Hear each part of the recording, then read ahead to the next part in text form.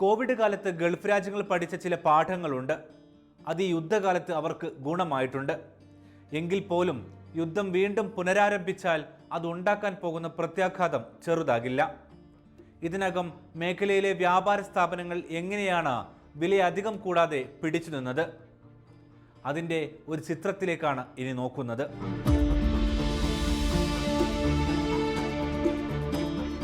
ലോകത്തിൻ്റെ ഏതൊരു കോണിലെ പ്രതിസന്ധിയും മലയാളിയെ തൊടാറുണ്ട്. മുമ്പ് യുക്രൈനിൽ, പിന്നീട് ഗസ അധിനിവേശത്തിൽ, ഇപ്പോൾ ഇറാൻ യുദ്ധത്തിൽ. ലോകത്തിലെ ഏതൊരു കോണിലും മലയാളിയുണ്ടല്ലോ. നമ്മുടെ നാടിൻ്റെ നട്ടെല്ല് തന്നെ പ്രവാസികൾ അയക്കുന്ന തുട്ടുകൾ കൂടിയാണ്. അത് കുടുംബങ്ങളെയും ബിസിനസ്സുകളെയും ഭരണകൂടത്തെയും രാഷ്ട്രീയ പാർട്ടികളെ വരെയും സ്വാധീനിക്കുന്നതാണ്. ഇറാൻ യുദ്ധം പക്ഷേ അതെല്ലാം വിട്ട് ലോകത്തിൻ്റെ സമ്പദ് വ്യവസ്ഥയുടെ പ്രധാന നാഡിയിലാണ് തൊട്ടത്. ഇത് മറികടക്കാൻ ഗൾഫ് രാജ്യങ്ങളുടെ ജാഗ്രതയുണ്ടായിരുന്നു. ഇത് കാരണമാണ് ഒറ്റയടിക്ക് വിപണിയിൽ അത് പ്രതിഫലിക്കാതിരുന്നത്. എന്നാൽ ഒരു മാസത്തോളം നീണ്ടപ്പോൾ പതിയെ വിപണിയെ ബാധിച്ചു തുടങ്ങി. ചില ഉൽപ്പന്നങ്ങളുടെ വില മാറാൻ തുടങ്ങി.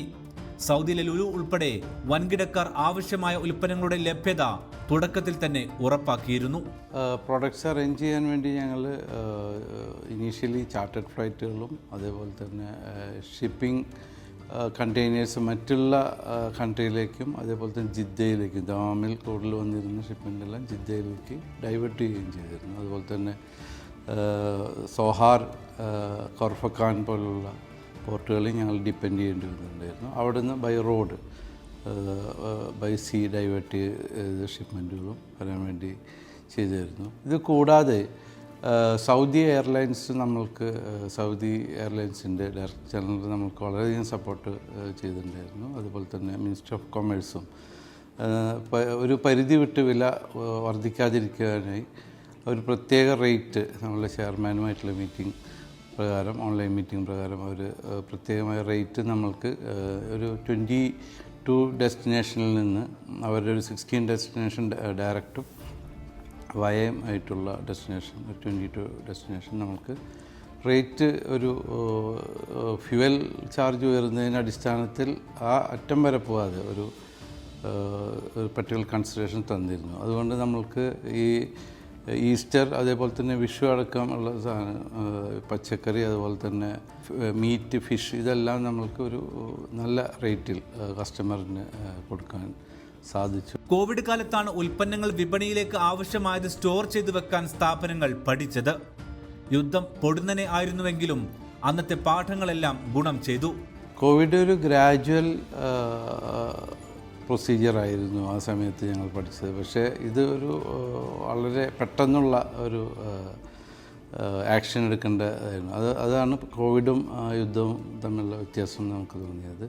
പക്ഷേ കോവിഡ് തന്ന പാഠം നമ്മൾക്ക് ഒരുപാട് ഉപകാരം ചെയ്തു. ഞങ്ങൾ പെട്ടെന്ന് തന്നെ 3 മാസം മുതൽ 6 മാസം വരെയുള്ള സ്റ്റോക്കുകൾ ഇമ്മീഡിയറ്റ്ലി ഇതിൻ്റെ ഈ വാർ എസ്കലേറ്റ് ചെയ്തപ്പോൾ തന്നെ നമ്മൾ ചെയർമാൻ്റെ ഡിസിഷൻ പ്രകാരം 6 മന്ത്സ് വരെയുള്ള പ്രൊഡക്ട്സ് ഞങ്ങൾ അറേഞ്ച് ചെയ്തിട്ടുണ്ടായിരുന്നു.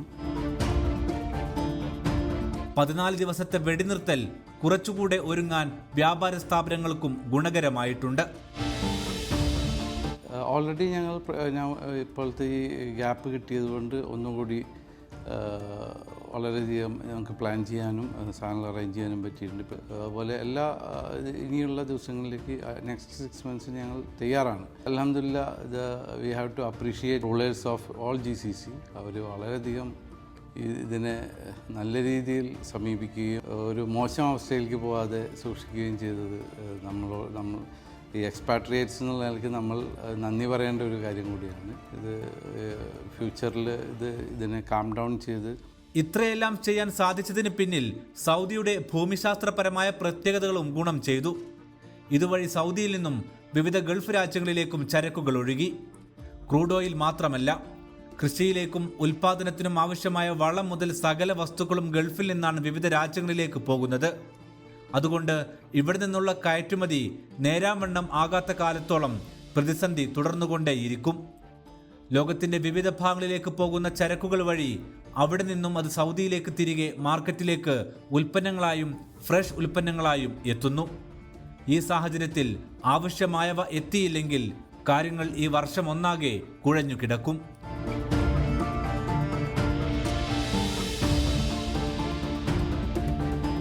ഇറാൻ യുദ്ധവുമായി മുന്നോട്ട് പോകാനാണ് US-ഉം ഇസ്രായേലും തീരുമാനിക്കുന്നതെങ്കിൽ ഇപ്പോൾ നമ്മൾ കണ്ടതെല്ലാം കൂടുതൽ ഉഗ്രമായ ഭയപ്പാടോടെ നമ്മളിലേക്കെത്തും. ഇതിനകം ഗൾഫിൽ തൊഴിൽ നഷ്ടപ്പെട്ടവർ അനവധിയാണ്. വിവിധ ഇവന്റുകൾ, പ്ലാന്റുകൾ, നിർമ്മാണ കമ്പനികൾ എന്നിവിടങ്ങളിലെല്ലാം തൊഴിൽ നഷ്ടങ്ങൾ സംഭവിച്ചു കഴിഞ്ഞിട്ടുണ്ട്.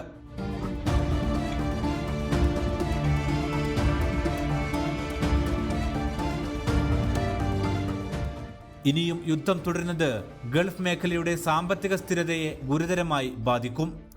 യുദ്ധം തുടർന്നാൽ മലയാളിക്ക് ഇതുവരെ കണ്ട പോലെയാകില്ല ജീവിതം. കേരളത്തിൻ്റെയുൾപ്പെടെ അടിക്കല് ഈ യുദ്ധത്തിന് ഇളക്കാനാകും. മലയാളിയുടെ വ്യാപക തൊഴിൽ നഷ്ടങ്ങൾക്കും അത് വഴിയൊരുക്കും. അതുകൊണ്ട് അതുണ്ടാക്കുന്ന ആഘാതം നമ്മുടെ രാജ്യത്തിന് കൂടിയാണ്. രാജ്യത്തെ നയിക്കുന്നവർ യുദ്ധം അവസാനിപ്പിക്കാൻ കക്ഷികളുടെ മേൽ ഇടപെടേണ്ട സമയം കൂടിയാണിത്.